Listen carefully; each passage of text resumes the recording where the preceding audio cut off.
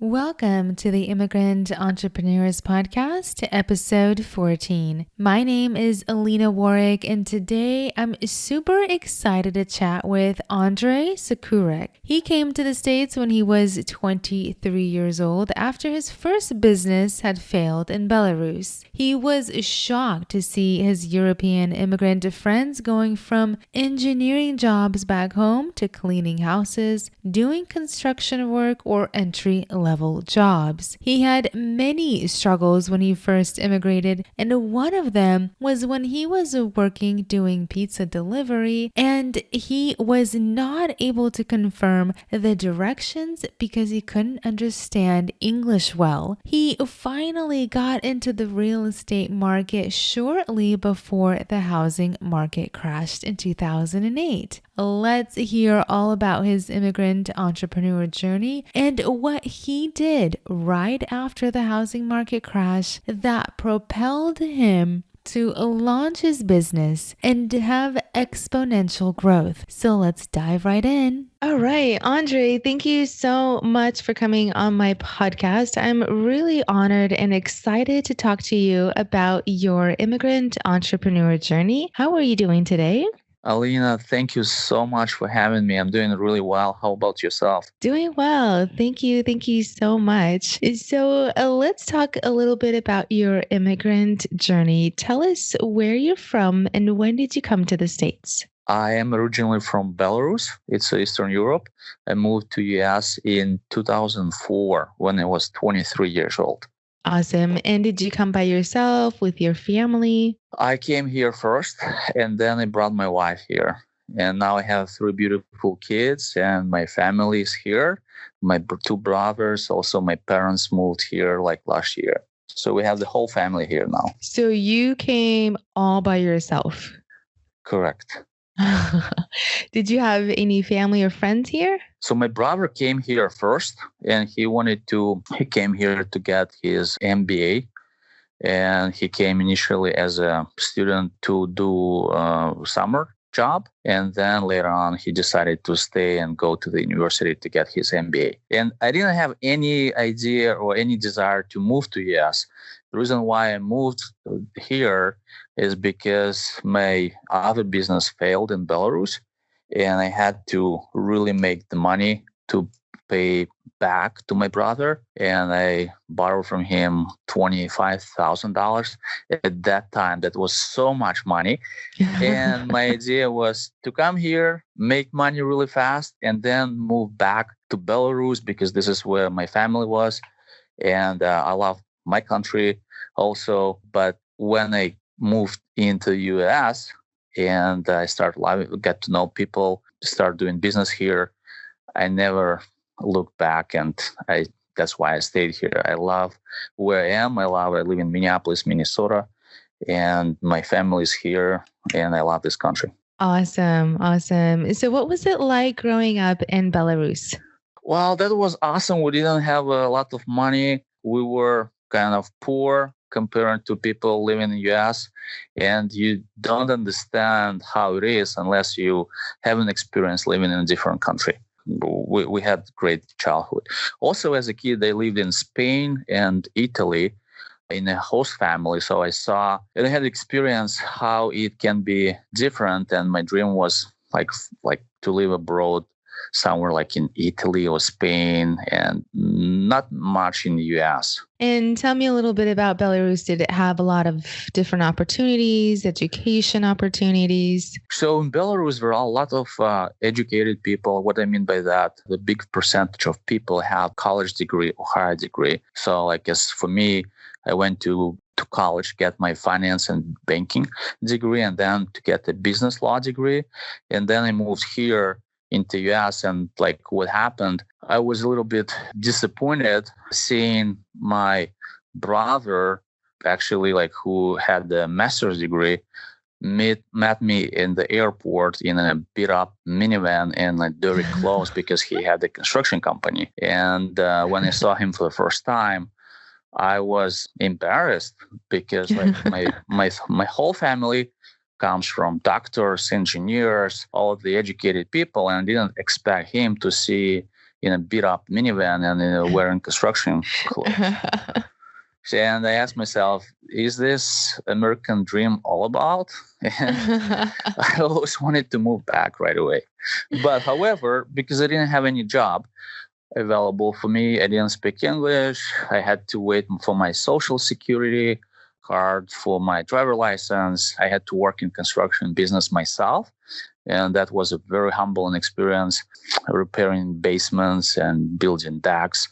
And I really appreciate that I had that experience. Awesome. So how old were you when you came to the States? I came here when I was 23 years old. Got it. So tell me a little bit about the struggles that you had to go through when you first immigrated to the States. The biggest struggle, probably like many other people, is cultural, I think, difference. Because in Europe, people more relaxed. There's not much opportunities. So people read more, they go having more fun. And here, having a business degree, I had to work in construction. And that was a big struggle when you see all your people working in the same field, either construction or people cleaning houses. And that's not exactly the same when if you're at home and you have all your kind of friends, I would say like a little bit more educated or more prestigious jobs, like being doctors or engineers or professors. And that was a big difference that a lot of our people who are Russian speaking doing basically entry-level jobs or dirty jobs, I would say. They're not dirty. I mean, I respect every person who does cleaning, but like if you were an engineer before and then you come back or you go to you immigrate to US and you have to do this job, that's a big shock for a lot of people. Mm-hmm. Where did you learn English?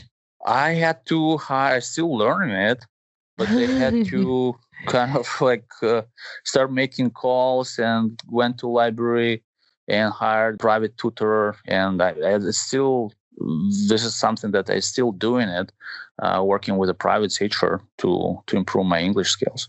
Your English is great. Well, thank you. Did you learn any English in Belarus at all? I learned like most of us, like in school, but I could hardly speak when I came here. I was like not shy, but like a lot of people, they kind of understand and we learned British English, not American. It was hard to understand people and like was even harder to speak. So when I was working as a pizza guy, driver deliverer, that was my first job. After I've done with my construction day, I had to deliver pizza. So when people called and I barely understood them, so I had to hang up the phone. Or at that time, there was no GPS. And I had to struggle to find houses and I was afraid to call people to confirm the direction. Mm-hmm. And because of that, I didn't get much tips. So it was horrible at that. Oh, no. So, Andrey, were you raised in an entrepreneur family? And I know you mentioned that your family is doctors and engineers. Was anyone an entrepreneur in your family? My dad was always an entrepreneur. So, like, I was always looking up to him because that was, and that's why I started doing myself. Like, at age like 12, I was selling chewing gums and rented out my PlayStation to my classmates and had a little like business. Awesome. And so what company did your dad have? My dad kind of did everything. Like he was selling everything what he could, like export cars from Germany, from US, or imported oil. But when the Soviet Union collapsed in 1991, you had to become an entrepreneur because at that time, people were making like $100 a month. And that was not enough to survive. So people had to become entrepreneurs, a lot of them. And did you bring any savings with you when you immigrated to the States? Well, most of the people bring some money. I didn't have any money whatsoever. I actually had $25,000 of debt. So it was $25,000 negative when I came here. Quite the opposite. Well, normally I hear people on my show come with a few $100, but you're topping it off with a negative 25,000. Yes, it was completely broke, like cash flow, but not broke mentally. So Right. Awesome. So before you tell our listeners about how you opened your company, tell me a little bit about the path you took. And so I know you said you did construction and then you did the pizza delivery, guys. What was next for you? then the next thing was because I have a finance degree. So that was not the job that I really enjoyed doing. Even though I respect a lot of people in construction field, I started doing mortgage origination. And because I barely speak English, I started calling to people in Yellow Pages who had Russian last name. And we had the license in California and Minnesota. So that's what I was doing. Calling everybody in Yellow Pages. I downloaded all the names in Excel and calling from 8 a.m. in the morning till 11 p.m., asking if people wanted to refinance their house. And if they start speaking English to me, like I just click it. I didn't pay attention to the not call list or anything like that. Wow, amazing. So how long did you do that for? I've probably been doing that for 2 years or so. And then just calling people off of the Yellow Pages for 2 years? Yes, because like at that point, like nobody would, first of all, give me any leads because I was a Russian guy. And I said, I don't need any leads. I'm going to create my own leads. And then I start reading how to build business. I start hiring business coaches, start going to different business conferences, and I built pretty good income for myself. I still remember like first loan, I made like $16,000. I was thinking that at that time, American dream is right here in my hands. And I just made a calculation. If I can make 4 loans a month at $16,000, I'm set for my life. And I didn't expect that the real estate crisis is really close. Right. So then what happened? When the real estate market collapsed, all the income dried up because banks, I was 100% commission. And there was no business because banks didn't lend any money at that moment. But before that, I loved reading. So I went to library and read basically every day and listened to different podcasts, audiobooks. And I found a book by Robert Kiyosaki, Rich Dad, Poor Dad, Cash Flow Quadrant. Another book that I found is Jack Canfield, Chicken Soup for the Soul. And those guys later on became my mentors. And I went to conferences, and Jack Canfield, his program, Train the Trainer. It's a year-long program. Then I became I went as an assistant for his workshops. And that completely changed my life. And basically, the promise of the workshop was how to double your income and time off. And that was really appealing. And Robert Kiyosaki, in his book, he basically sold an idea that you can build a passive income, something that you can make while sleeping. And at that moment, I wanted to build $100,000 annual income without doing any work. I mean, like the idea was to basically buy a house, then buy next house, and decide how much money you actually need to live a decent life and to make passive income. And passive income when you make money while you're sleeping. And my calculation was, if I can buy 10 houses and pay them off, if each house brings me $10,000, I can make $120,000 a year, and I'll be in a good shape. However, when the real estate crisis happened, I started really aggressively buying houses in 2008. And within 2 years, with my partner, we bought close to 100 rental properties. So when you were buying these houses, were you still working on that commission, or this is you're creating your own company? Whew, at that moment, like, unfortunately, I could not make any commissions because there was no business, and I had a big load of credit card debt. Basically, I live on credit card debt, on credit cards, and yeah, it was a hard time.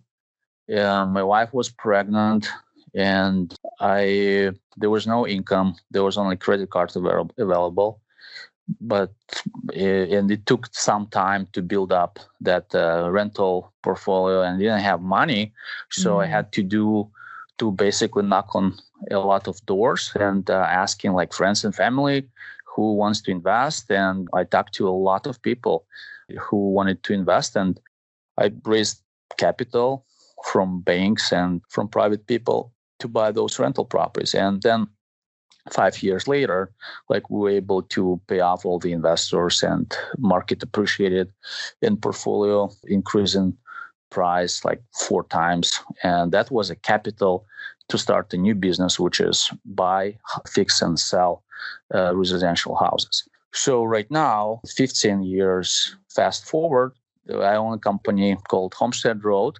And what we do, we target people who want to sell their parents' home. And we come in, we make them an offer.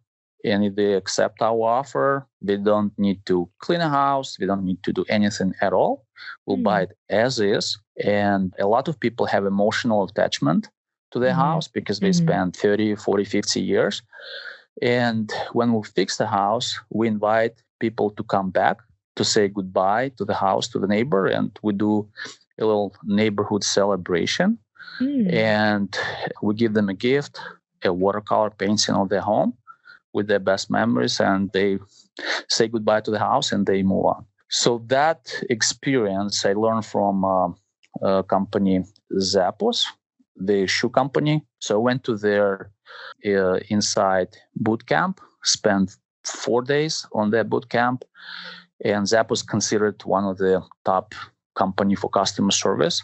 And I learned from Tony Shea. He said, he is the CEO. He said, never chase the money, chase the dream. And if you chase the dream, money will follow. This is nice words of wisdom from him. And that's kind of his quote. I love it. And our vision, we want to become a household name for people who want to sell house as is. And right now we operate in 3 markets: Minneapolis, Minnesota, Milwaukee, Wisconsin. And we just opened a new market in Tampa, Florida. Yeah, so we're growing really fast. We've been on Inc. 5000 list for 4 years in a row. And we just recently been chosen by Minneapolis Business Journal. We're on the top 50 fastest growing company. We're number 16. So that's exciting. Yeah. Amazing. What an amazing journey. And I have so many follow-up questions, so bear with me. So when you said you learned this thing from Zappos when you went to the boot camp, and what specifically did you learn? Did you learn the fact that you wanted to do the oil painting and do the neighborhood parties, or what exactly did you learn from that boot camp? Yeah, so yeah, it's interesting because I was like a sponge while we were at the campus of Zappos, and they moved their headquarters to Las Vegas, Nevada. And what I learned is, like, they say that we're not a shoe company, we're a customer service company that just in the business of selling shoes. And what we learned, that they please their customers on every single step of their journey. And they were sending flowers to their customers, thank you cards. They were so obsessed with their customers. And I noticed that in real estate field, like, you don't have the same experience. Right. So we want to be obsessed with our customers, and to create at Zappos, they have wow experiences. At Homestead Road, which is my company, we provide feel the joy experiences along the way. Like when we meet with people, we bring cookies from local charity that we support. And we also send that people, even though they're not our customers, we might say, send them flowers, thank you cards, small gifts, just because someone might be in a difficult situation. Our people don't have any limits how much they can spend on the phone with a customer. So people can be on the phone like for a couple hours, just chatting about their life. Wow, that's amazing. Awesome. Do they still do that? Zappos, do they still do that? They do, yeah. Zappos is 90% of their orders come from online, and probably 10% people call. And when people call, usually they have some kind of challenge with their orders, or they have a special order or special request. So, but yeah, they still have a big call center. Do they still do the boot camp that you went to? I think yes. And actually, because I had such a great experience, I brought Zappos to my company, to Minneapolis, to do customer service, like a full customer service training for the entire team. And yeah, they still do that. And they want to do it because they want to share a new way of doing business. And they believe that the future of business is like to support, to be a customer-centric company and really wow their customers. Awesome. So another follow-up question I have for you is, how did you get in touch with Robert Kiyosaki? So Robert Kiyosaki is, when I read the book, I wanted to meet this guy. And I saw an opportunity. There was a cruise, a real estate investor cruise. And Robert Kiyosaki was one of the speakers there. And we're thinking it's a great opportunity to meet the guy, meet his entire team. So because he brought his entire team there in 5 days, being on the cruise with this smart gentleman and the whole team, was a really great experience just to learn from smart people. Awesome. And then you got in touch with him and he became your mentor? Well, he mentored me through he didn't mentor me directly. So he mentored, basically I read all his books. I listened to all his tapes. And then I asked him questions, whatever I wanted to at the seminar. But you don't need to have a person who can be you can learn from a lot of people through books and through podcasts and seminars. You don't need a person to be kind of your personal mentor. We have here. Right. I have another gentleman who helped me. His name is Harvey McKay. He wrote the book Swimming with a Shark. So he's here in Minneapolis, and he personally mentored me, where I came to his office and he kind of gave me feedback, told me what to do. He told me two things. What I need to do is join YPO, it's Young President Organization, and go to Harvard or to Stanford to get executive education. And I exactly follow his advice. And that's why I got applied and accepted to Harvard. So I completed first semester at the program OPM, Owner President Management. And I applied and got accepted to YPO. And that's probably two best decisions that I've done 2 years ago. Amazing. How old were you when you first started your business? In US or? Yes, in US. So in US, I didn't have any business. I was first self-employed, and it's different. I had the freedom, but I had to do all the work. And at that time, I was working probably 70 to 80 hours a week, and I was overworked, overstressed. I had to work long hours. And one day I get a phone call. I also have a brother here, and his wife called me, and she said that her son passed away. He was 10 months old. And at that time, I myself had the 1 year, my first child, Sophia, she was 1 year old. And every time when I was working, I felt guilty that I'm not spending time with her. And when I was at home, I felt guilty that I'm not working. And that phone call completely changed my philosophy, what I want to do. And I switched my priorities. So family first and business second, because you never want to get that kind of phone call from people that you love. And that led me to find another mentor whose name is Dan Sullivan. And I really believe in mentorship and role models. And Dan Sullivan has an awesome program. It's called Strategic Coach. He has offices in Chicago, London, and in Canada. And I learned from him how to be truly entrepreneur. And that's someone who has the freedom of time, money, and relationships. And when I learned that concept, since that, I started having at least 150 days free of work, where I'm not talking about business, I'm not working, I'm not checking my emails. It takes a lot of processes and business to build in, but that's possible because at his workshop, I see so many people who have that truly freedom. And truly freedom, when you have financial freedom, your business can support you, and you also have a freedom of time, so you can spend time with your family. And that was truly awesome experience. I'm still in that group. It's a quarterly meeting, so we come every quarter to Chicago and spend time thinking about our thinking. Amazing. I'm soaking all of this in. Thank you so much for sharing that. Andrey, how old were you when you started Homestead Road? So Homestead Road, I started in 2012. So how old does that make you? 31. 31. Awesome. The reason why I ask about the age is because I have people on here from all kinds of ages. I have people from 25 years old to 45 in their 40s. So it really just shows immigrants that age does not matter. You can start anytime and it's never too late. And so that's awesome. Andrey, did you have to raise any capital to start that business? Yes, I had to kiss a lot of frogs. That's what, and that means that I had to get a lot of no's.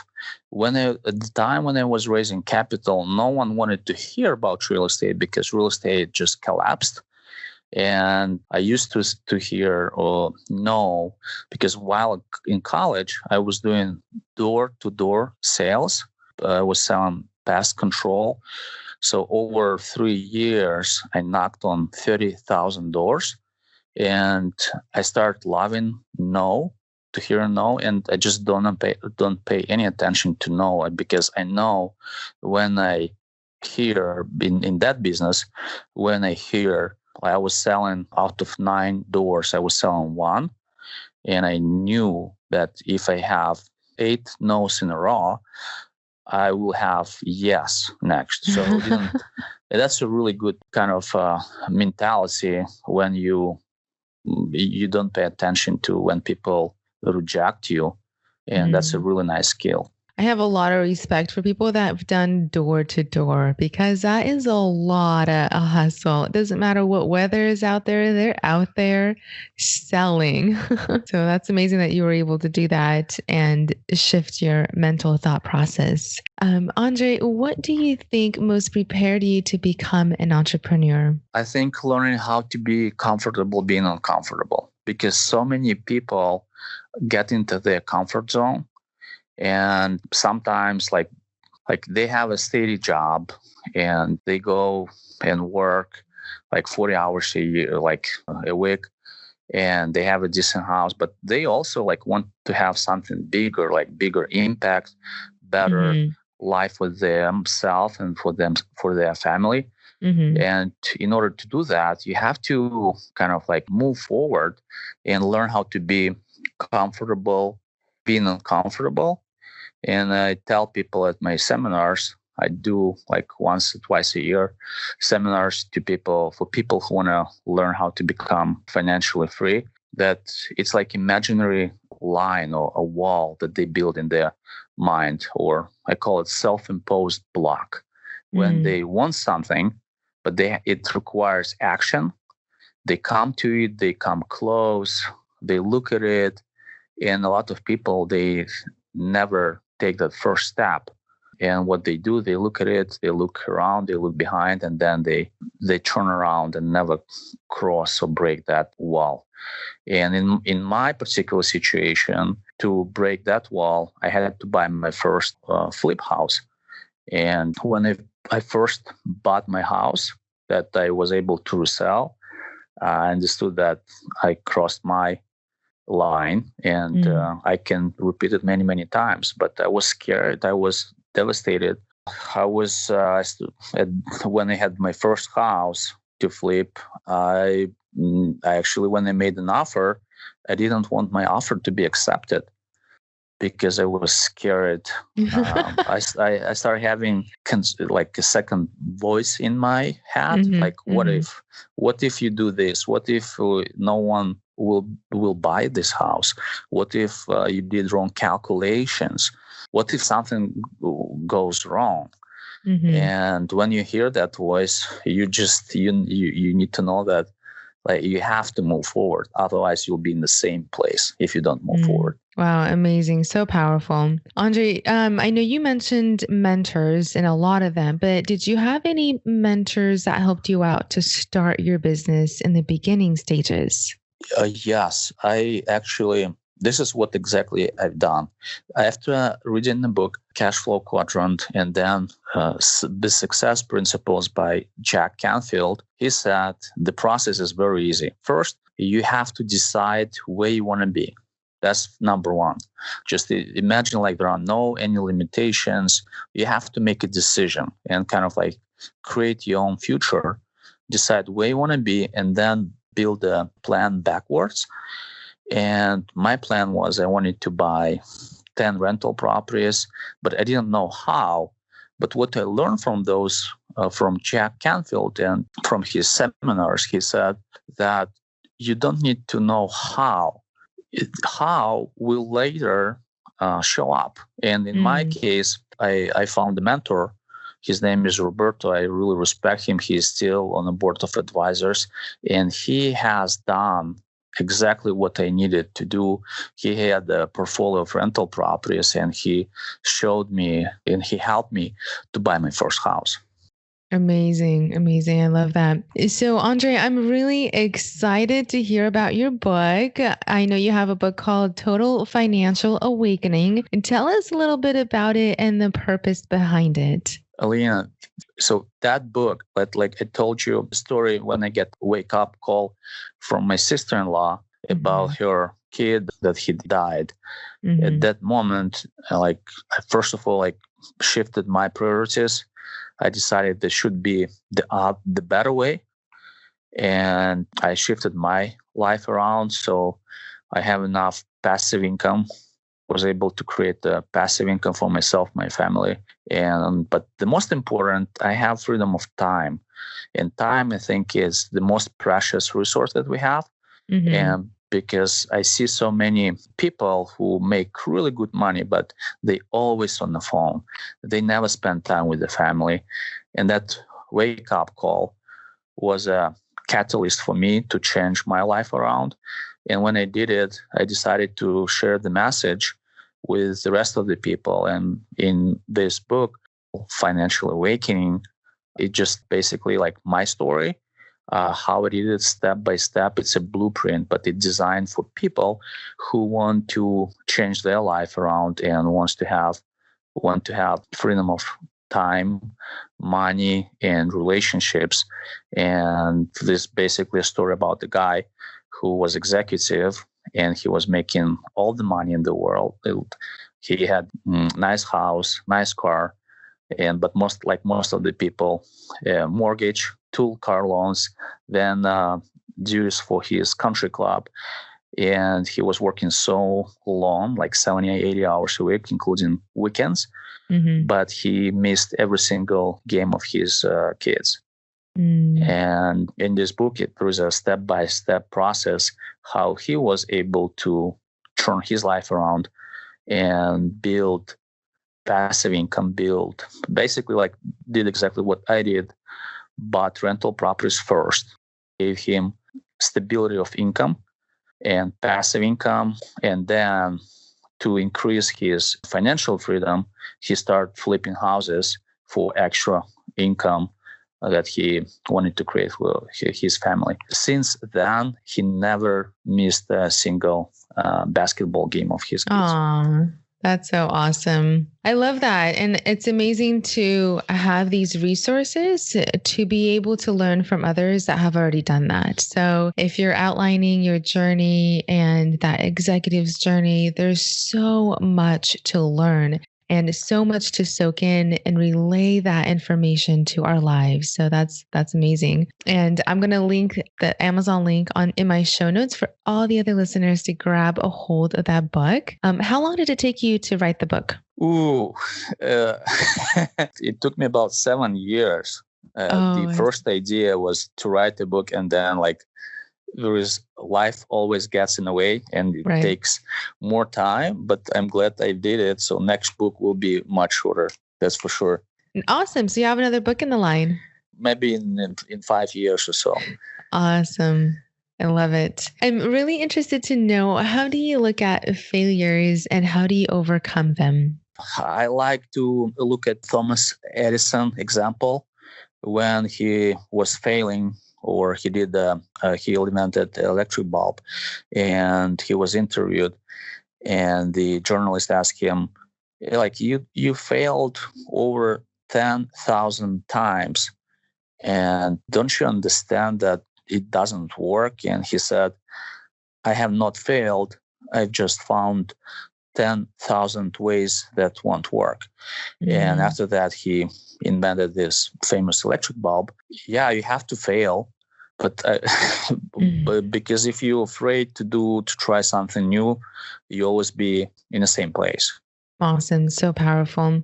Andrey, let's chat a little bit about successes. But before you get to answer the question, I just wanted to say one thing. The reason why I ask about successes is to show the immigrants that they can do it too. So with that, I'll leave it up to you to share whatever success you would like with our listeners. Sure. So I think, first of all, it's important to acknowledge how many successes or whatever successes you made in your life. And everything is relative. So when you were a kid and you learn how to ride the bike, that was a success. So there is an exercise, and that's my advice to anyone. Just divide your life into 3 categories, like 3 intervals. For example, if you're 30-year-old, so from 0 to 10 years old, from 10 to 20, from 20 to 30, and write down, put it on paper, at least 100 successes. Like your success will be learn how to read, learn how to ride a bike, graduate first grade, and just acknowledge how much you've done. And that's a very, very, very important exercise to go through. So I think every person should do it. And it's actually my weekly exercise before starting any plans for the week. First, I need to write 10 successes, something that I accomplished last week that will move me forward to my goal. And I do it the same with my kids. I ask them, hey, what are 5 successes you had today? And I want to train them, my kids, how to focus on successes, because if we only focus on negative, it doesn't help us to think creatively, or it doesn't help to build confidence. And confidence is, I believe, the most important asset that we can have as entrepreneurs. And a lot of people don't celebrate their successes these days. It's always just go, go, go, go, go. So that's amazing how you can just sit down and review your last couple of days and really celebrate those small wins and big wins at the same time. Yes, exactly. That's very important. So, Andrey, is giving back, either volunteering or giving back to the community, something part of your business values? Absolutely. I truly believe that first of all, like, we want to give back to the community where we live. And it's important to give back, because the more you give, the more you receive. And if you have resources, I think if you think from that standpoint of sharing abundance, and if you're successful, I think you must share with other people who are less fortunate. So, like, as a company philosophy, we take 10% from across all our businesses. And now we have house buying, flipping business, construction, consulting business, real estate brokerage, and finance company. And we take 10% and we set up a private foundation, and we set aside 10% to the charity, so we can help kids, can help heroes, we can help people when in a disaster situation. And I think it's important to support the other people. Amazing. So did you say you have 5 different concepts in your business? Yes, we have a kind of umbrella business, but also we have supports in businesses, but they do different functions. Got it. And that's also through Homestead Road or a different? Everything is related or supports in businesses. Got it. And so what are some things that you would advise the next aspiring immigrant that wants to start their own business listening to you right now? I'll say this. Everything you want is on the other side of fear. So you have to feel the fear and do it anyway and make a first step. And if you don't step forward, you're always in the same place. First step is to decide where you want to be, and you have to take massive action and find role models. If you like to be in real estate, find the best guy in real estate and write a letter. And because a lot of successful people will be willing to help you on your journey. Amazing. Thank you so much. That's so powerful. So I'm going to wrap up with these super, super fast questions, if that's okay with you. Sure. Okay, awesome. What time do you normally start your day? It depends. Okay. I had my 4:14 a.m. club, for a couple months, and then I realized that I don't have enough sleep, so I switched back to my 7 or 8 a.m. club. It really depends when I go to bed, because to function normally, I need to have about 7 hours of sleep. But I can adjust. I can work till 3 a.m., but then I have to have a later start next day. 4 a.m. sounds really brutal, I have to say. But it works. You feel really powerful, and also you want to sleep. Yes. And then how many employees do you have? We have about 45 or so, and we have a couple hundred of subcontractors. Awesome. How often do you watch TV in a week? I would say close to 0. Awesome. How many hours? I think that watching TV is the biggest waste of time and your resources. But I decided to replace that watching TV with reading books. So I can read books. And there is another awesome class that I would recommend people to take. It's called Photo Reading Class by Paul Shilley. It's a 1-week-long class, but you can learn how to photo read books, and you can read 3 to 5 books a week. Wow. And is that what you do? You just probably average about 3 books a week. Wow. And that's because of speed reading? Is that what they teach you? There is a concept. I cannot tell you in 2 seconds, no worries. week class, but the concept is our subconscious mind processes information much faster than our conscious mind. And if you look at all the people and look at their library, and if you're going to read in normal, how big the library is and how much time it takes to read one book, there is no way a person who has couple thousand books in the library can read them all unless he mastered the skill how to read them really fast. Wow, amazing. I'm really going to be looking into that and going through that course, because I do read, but it does take me a long time. So thank you so much for sharing that. How many hours of work do you normally put in a week? Probably 40 to 50. Awesome. All righty, Andrey. Well, that will wrap it up. Thank you so, so much. It's been an amazing chat with you to learn about your immigrant entrepreneur journey. And I'm really excited to share your story, because you've really shown how anyone can go from the very bottom and build that dream of their lives. And you're just shown proof. And I'm sending you warm wishes and lots of successes your way. Thank you so much. Alina, thank you for doing this podcast. Really appreciate it. Thanks a lot. Alrighty, guys. Thank you so much for tuning in, and just wanted to ask if you can give me a quick shout out wherever you're listening to this podcast. on whatever platform you're on. I'd love to give you a shout out as well on a future episode of mine. I'll see you guys all next time for another exciting and impactful episode. Take care.